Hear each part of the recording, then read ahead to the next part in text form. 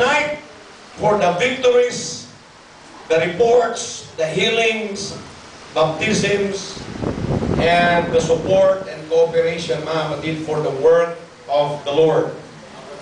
Man, and we are so thankful, so glad that we are serving a great God. Merong yung pinagaling 7 years na hindi na magalakad. Then after baptism, after sa prayer, biglang lumakad, mga kapatid. Praise God! Hallelujah! Yan ay malaking pagsulpay.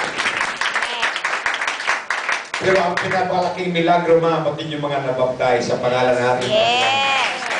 Amen. Dahil sa panahon ni Christ, ang daming mga milagro, pero nawala sila. Lalo na hindi na siya nagpakain.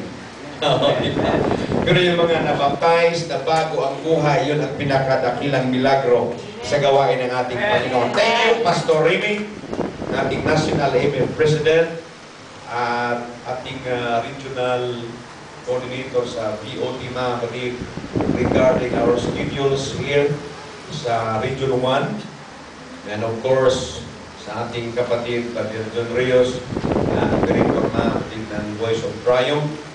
And we understand, mga kapatid, na kailan pong trabaho is all about crusades, supports, and helps. I think meron pang mga grupo nandito from Mindanao, no? Nandito pa si Pastor Melvin, dito pa si Pastor Melvin at ibang mga kasamahan. Mga musicians nandito pa, salamat sa kailang panahon. Ito, mga kapatid, ay magpapatuloy. Wala ng panahon sa pag-stop nito. There's no stopping, mga kapatid. Hallelujah. At ay nagagalak ng ating Diyos ay dakila sa lahat. Before we will hear the words of the Lord, we are so blessed to have our missionaries tonight, Sir Flowers and Ma'am Flowers, and also Sister Kindra Siak, the daughter of Pastor Terry Siak from Alexandria. Doon sa labas, mga kapatid, no? From Pentecostals of Alexandria. As well as Brother John Rios, Sister Rios, and Raquel, all the children, sir. We will pray for them, mga kapatid. Bukas po ay alis sila patungong Amerika. Atin ang General Conference, mga kapatid. Wow.